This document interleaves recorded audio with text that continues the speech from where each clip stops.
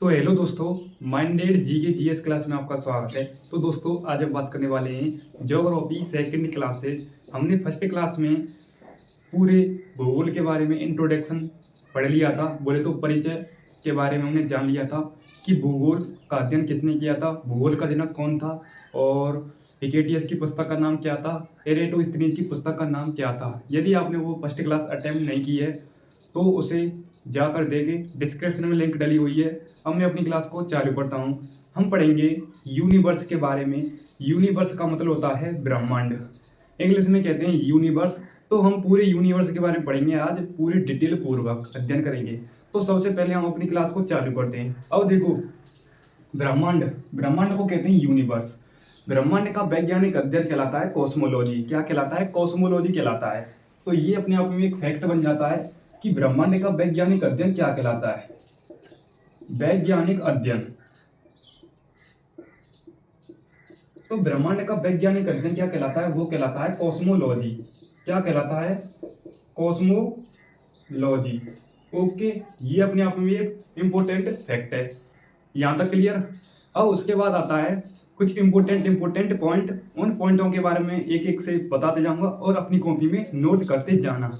अब आता है कि ग्रहों की गति का सिद्धांत किसने दिया था, भूकेंद्रीय सिद्धांत किसने दिया था, बिग बैंग थ्योरी किसने दी थी, और आगे हम स्टडी करेंगे इन पॉइंटों की। अब देखो, सबसे पहले मैं आपको एक एक पॉइंट बता रहा हूँ, देखते जाइए पॉइंटों के बारे में।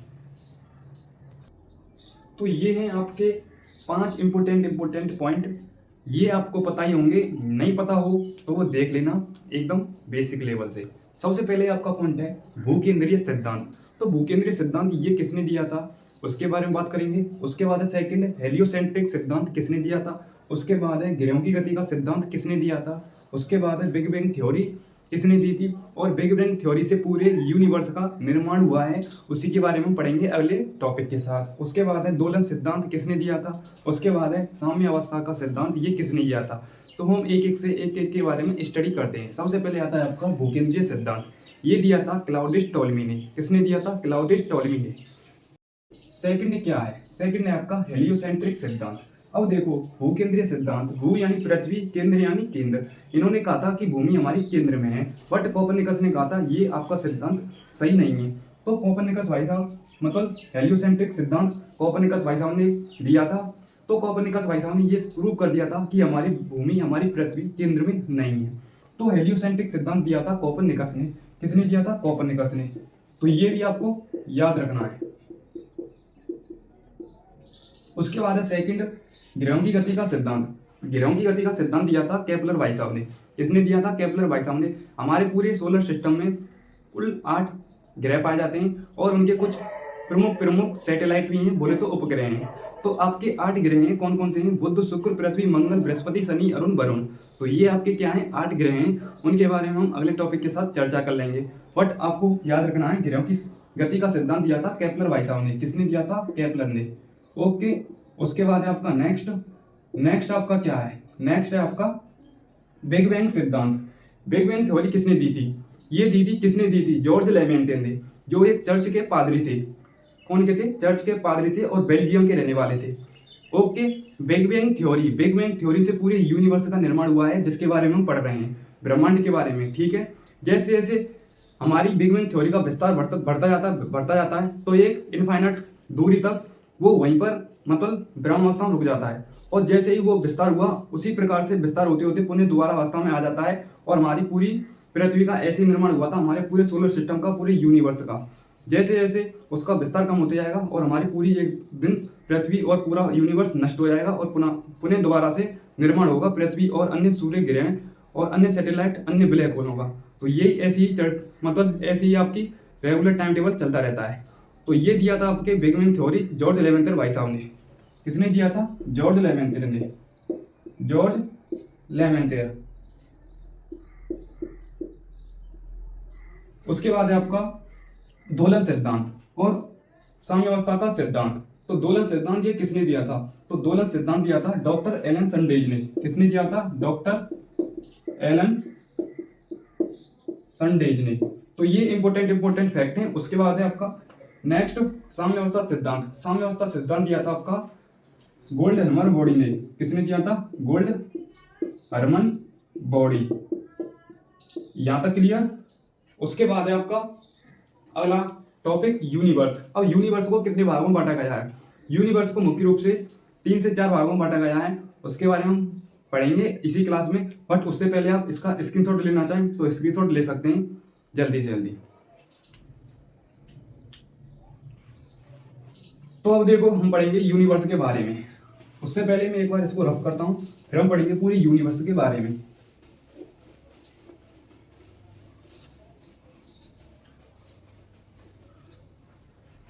अब देखो यूनिवर्स को पढ़ने से पहले आपको ये पता होना चाहिए कि गैलेक्सी क्या होती है, निहारिका क्या होती है, क्वेसर क्या होता है, ब्लैक होल क्या होता है और स्टार क्या होते हैं। तो आपको पता नहीं होगा। अब मैं एक एक पॉइंट को एक एक बारीक लेवल से बताते जाऊंगा और ध्यान से पूरा फोकस बोर्ड की तरफ होना चाहिए।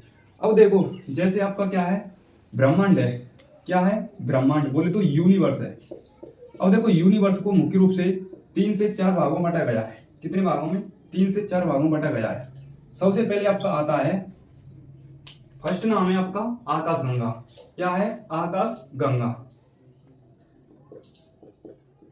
आकाशगंगा, आकाशगंगा को कहते हैं गैलेक्सी। गैलेक्सी क्या कहते हैं? गैलेक्सी। उसके बाद है आपका निहारिका। क्या है? निहारिका। उसके बाद है सेकंड पॉइंट क्वेसर।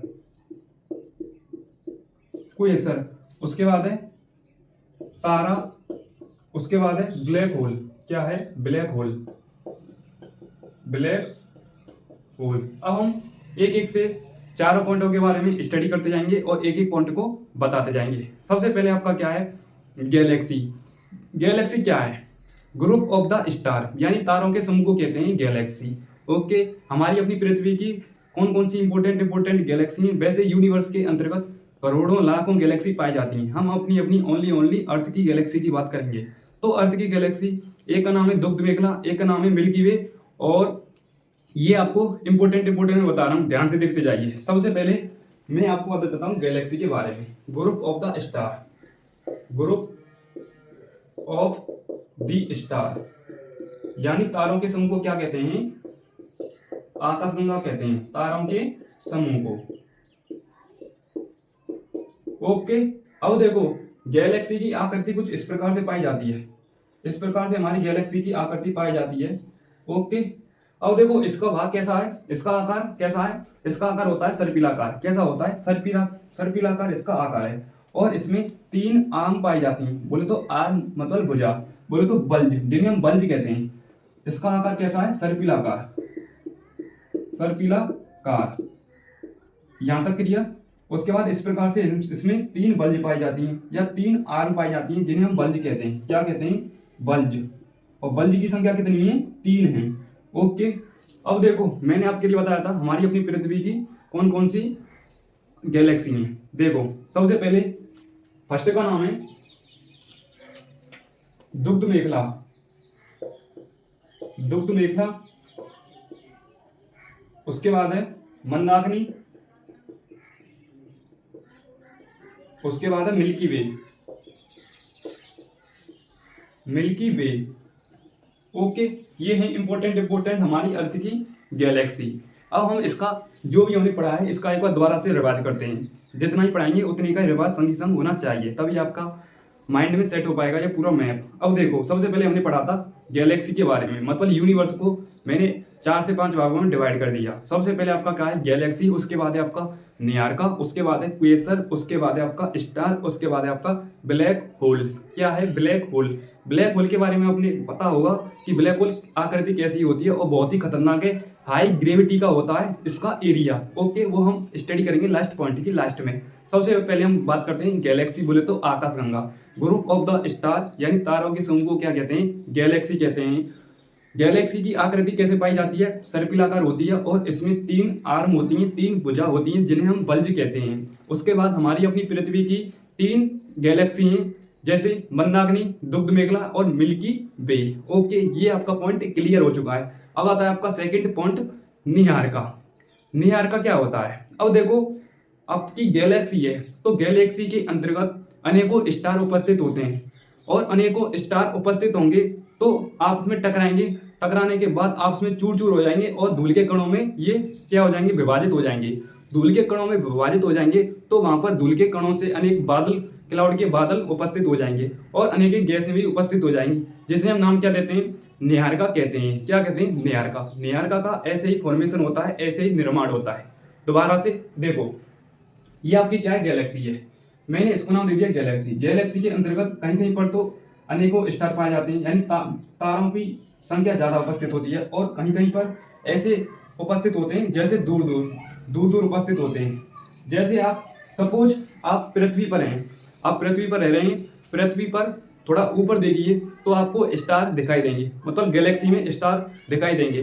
तो स्टार जैसे ही आपको दिखाई देंगे तो कहीं कहीं पर स्टारों की संख्या अधिक उपस्थित होती है और कहीं कहीं पर स्टारों की संख्या नेक्स्ट, जब मतलब खुद आप सपोज करो कहीं कहीं पर स्टार मतलब तारों की संख्या ज़्यादा है और कहीं कहीं पर कम है, तो वहाँ पर तारों की संख्या ज़्यादा है तो आपस में टकराएंगे। टकराने के बाद आपस में धूल के कणों में व्यक्त हो जाएंगे। धूल के कण मतलब गैलेक्सी के अंतर्गत फैल जाएंगे और धूल के कणों से ही बादलों का निर्माण होगा और वहाँ पर अनेकों गैसें उपस्थित होंगी। उससे हम नाम क्या देते हैं, नेहारिका। और हमारी अपनी पृथ्वी की नेहारिका का नाम है ओरियन नेबुला। क्या है, ओरियन नेबुला। ओके, यहाँ तक क्लियर। ये तो मैंने आपके लिए समझा दिया है नेहारिका, हमारी अपनी पृथ्वी का nebula Orion nebula. Okay, Orion nebula, यहाँ तक क्लियर। उसके बाद आता है सेकंड पॉइंट। मैंने आपके लिए नेहारिका के बारे में समझा दिया है और मैं आपके लिए लास्ट में थ्योरी भी लिखा दूंगा, ठीक है, जहां पर धूल के कण व्यक्त होंगे, धूल के कण उपस्थित होंगे तो हमारी पूरे अंतरिक्ष में अनेक गैस उपस्थित होंगी, जैसे हाइड्रोजन, हीलियम। ओके, और हाइड्रोजन हीलियम की मैं एक बार रिएक्शन भी बताऊंगा, रिएक्शन कैसे होती है, और अनेक गैसें भी उपस्थित होंगी जैसे आयनित गैस। ओके, उसके बाद है आपका क्वेसर। क्वेसर क्या होता है, क्वेसर को क्वेसर ही कहते हैं, बहुत ही खतरनाक और बहुत ही ज्यादा डेंजर है, ठीक है। अब देखो क्वेसर पे आते हैं। क्वेसर क्या होता है, अब देखो ये सबसे चमकीला पिंड है, सबसे चमकीला पिंड है। क्या है, सबसे चमकीला पिंड है और हाई क्वांटिटी में लाइट को इमिट करता है। हाई क्वांटिटी में लाइट को इमिट करता है क्वेसर और सबसे चमकीला पिंड है। इसे यदि हम टेलीस्कोप की सहायता से देखें या दूरबीन की सहायता से देखें तो आपकी ये आंखों को चकाचौंध कर देगा। इसलिए वैज्ञानिकों ने ये बताया है कि क्वेसर के बारे में मतलब अध्ययन ही नहीं किया, ये बहुत ही चमकीला, यदि आप उसे देख नहीं पाएंगे तो अध्ययन कहां से करेंगे, ठीक है। बहुत ही ज्यादा खतरनाक है, इसे हम देख नहीं सकते और ये सबसे चमकीला पिंड है। क्या है, सबसे चमकीला पिंड है, ये आपको याद रखना है। सबसे चमकीला पिंड है, सबसे चमकीला तारा नहीं है, सबसे चमकीला तारा है आपका सीरियस या साइरस, ये नाम है, ठीक है। ये सबसे चमकीला पिंड है, ठीक है। क्या है, पिंड है, चमकीला पिंड, ठीक है। पिंड के पीछे क्यों तारा ऐड कर दे में नंबर 1 नहीं मिलेगा। उसके बाद है आपका ये हाई क्वांटिटी में लाइट को इमिट करता है, हाई क्वांटिटी में लाइट को क्या करता है, इमिशन करता है, ठीक है। उसके बाद है आपका जो ये हाई क्वांटिटी में लाइट को इमिट करेगा तो जो आपकी लाइट निकलेगी, जो आपका ऊष्मा निकलेगी तो ये फोटोनों के रूप में निकलती है। किनके रूप में निकलती है, फोटोनों के रूप में। किसके रूप में निकलती है, ये फोटोन के रूप में। ऊर्जा किसके रूप में निकलेगी, फोटोन के रूप में। ओके, अब आता है आपका स्टार। क्या आता है, स्टार। 3 point clear. अब आता है आपका स्टार। स्टार क्या होता है, कुछ भी नहीं होता, यूं समझो ये गैस है। स्टार का फॉर्मेशन हमेशा याद रखना गैस से होता है। इसमें सबसे ज्यादा अधिक गैस पाई जाती है, और कौन सी गैस पाई जाती है, वो पाई जाती है हीलियम गैस, ठीक है। हीलियम गैस पाई जाती है सबसे ज्यादा। मतलब स्टार का फॉर्मेशन, स्टार का निर्माण ही गैस से ही होता है, तभी तो ये इतना चमकीला दिखाई देता है, ठीक है। गैस ज्यादा पाई जाती है और गैस से ही इसका क्या होता है, निर्माण होता है, ठीक है। जैसे हाइड्रोजन, हीलियम। यहां तक क्लियर। अब देखो इसमें सबसे ज्यादा क्या होगी, हीलियम होगी, ठीक है, हीलियम होगी। उसके बाद आपका लास्ट पॉइंट ब्लैक होल। क्या है, ब्लैक होल। अब देखो ब्लैक होल के बारे में समझने के लिए एक आपको लिमिट याद रखनी पड़ेगी, चंद्रशेखर लिमिट। क्या याद रखनी पड़ेगी, चंद्रशेखर लिमिट, जिसकी वैल्यू होती है 1.44 मास ऑफ सन, यानी सूर्य का द्रव्यमान। चंद्रशेखर लिमिट याद रखनी पड़ेगी आपको, चंद्रशेखर लिमिट 1.44 मास ऑफ सन, ठीक है। मास ऑफ सन हो गया ये। उसके बाद ये किसकी वैल्यू है, सूर्य के द्रव्यमान की वैल्यू है। अब आता है आपका ब्लैक होल। ब्लैक होल तो आपने देखा होगा, यदि नहीं देखा होगा तो रियल इसका फिगर देख लेना, मतलब गूगल पर सर्च करके। अब देखो ब्लैक होल के बारे में हम समझें। यदि ब्लैक होल की हम कल्पना करें, इमेजिनरी, यदि जैसे आपका प्रकाश आता है और ये मेरे हाथ में ब्लैक होल है, यदि प्रकाश की किरण ब्लैक होल से टकराएं, परावर्तित हों, नहीं आपतित होकर परावर्तित हो जाएं, तो परावर्तित नहीं हो सकती। ब्लैक होल ऑब्जर्व कर लेता है प्रकाश की किरणों को, निकलने नहीं देता है, ठीक है। एक बार प्रवेश कर गई तो बाहर निकलेंगी नहीं, एंट्री कर गई तो नो एंट्री नहीं होगी, ठीक है। बहुत ही खतरनाक, बहुत ही डेंजर होता है। और ब्लैक होल के बारे में किसने बताया था? ये बताया था गैलीलियो भाई साहब ने। और ये हाई क्वांटिटी का एरिया होता है इसका, और डेंसिटी इसकी बाबू लेवल की होती है। डेंसिटी बोले तो घनत्व, बहुत ही ज्यादा खतरनाक होता है इसका घनत्व, ठीक है। ये आपको मैंने बता दिया है पूरा परिचय, ठीक है। ब्लैक होल के बारे में यहाँ पर लिख देता हूँ। सबसे पहले गैलीलियो भाई साहब ने बताया था ब्लैक होल के बारे में, गैलीलियो भाई साहब ने, ठीक है। और घनत्व बहुत ही अधिक है, डेंसिटी अधिक है, और हाई ग्रेविटेशनल एरिया है इसका, यानी उच्च गुरुत्वाकर्षण का एरिया है इसका, ठीक है। उच्च गुरुत्वाकर्षण अधिक, ठीक है, यानी उच्च गुरुत्वाकर्षण क्षेत्र इसका अधिक है, और डेंसिटी इसकी अधिक है, बोले तो घनत्व इसका अधिक है। और किसने बताया था? गैलीलियो भाई साहब ने ब्लैक होल के बारे में बताया था। अब हम इसका एक बार दोबारा से रिवीजन करते हैं, ताकि ये पूरी आपको रूपरेखा समझ में आ जाए। दिमाग गुर्दे फेफड़े में स्कैन कर लेना रिवीजन टाइम को। अब देखो मैं रिवीजन बता रहा हूँ आपके लिए। सबसे पहले मैंने बताया था यूनिवर्स के बारे में। यूनिवर्स का अध्ययन कॉस्मोलॉजी कहलाता है, यानी ब्रह्मांड का वैज्ञानिक अध्ययन कॉस्मोलॉजी कहलाता है। उसके बाद मैंने आपके लिए कुछ फैक्ट बताए थे, जैसे ग्रहों की गति का सिद्धांत किसने दिया था? ये दिया था केपलर भाई साहब ने। उसके बाद मैंने बताया था भूकेंद्रीय सिद्धांत क्लाउडियस टोलेमी ने। उसके बाद मैंने बताया था हेलियोसेंट्रिक थ्योरी के बारे में। किसके बारे में? हेलियोसेंट्रिक थ्योरी के बारे में। अब देखो हेलियोसेंट्रिक थ्योरी कोपर्निकस भाई साहब ने दी थी। अब मैं आपके लिए एक बार इसका रिवाज करा रहा हूं। सबसे पहले आपका आता है गैलेक्सी, बोले तो आकाशगंगा। गैलेक्सी की आकृति कुछ इस प्रकार से होती है, और ग्रुप ऑफ द स्टार यानी तारों के समूह को कहते हैं गैलेक्सी, ठीक है। उसके बाद गैलेक्सी में 3 आर्म होती हैं, बोले तो 3 भुजा होती हैं, जिन्हें हम बल्ज कहते हैं, ठीक है। हमारी अपनी पृथ्वी की गैलेक्सी मंदाकिनी, दुग्ध मेखला और मिल्की वे, ओके क्लियर। उसके बाद आता है आपका निहारिका, जहां पर तारे अधिक होंगे तो आपस में टकराएंगे तो धूल के कण उपस्थित होंगे। धूल के कणों से बादलों का निर्माण होगा और अनेक गैसें उपस्थित होंगी। किसमें? पूरे अंतरिक्ष में, या गैलेक्सी की बात कर लो आप, ओके। उसके बाद आता है आपका क्वेसर एक सबसे चमकीला पिंड है, बल्कि तारा नहीं है, सबसे चमकीला पिंड है, ठीक है। और हाई क्वांटिटी में लाइट का इमिशन करता है, और ये जो ऊर्जा निकलती है वो फोटोनों के रूप में निकलती है। यहाँ तक क्लियर। और तारे का निर्माण हमेशा गैस से ही होता है, जो समझो एक गैस का ये रूप है, ठीक है, जिसमें सबसे ज्यादा हीलियम गैस उपस्थित होती है, हाइड्रोजन हीलियम। उसके बाद है आपका black hole high gravitational area का एक क्षेत्र होता है, उच्च गुरुत्वाकर्षण वाला क्षेत्र है, और गैलीलियो भाई साहब ने इसके बारे में बताया था। तो ये होता है आपका पूरा रिवीजन टाइम। अब मिलेंगे हम नेक्स्ट क्लास के साथ हम पढ़ेंगे लाइफ ऑफ सर्किल, यानी तारे का जीवन चक्र, ठीक है।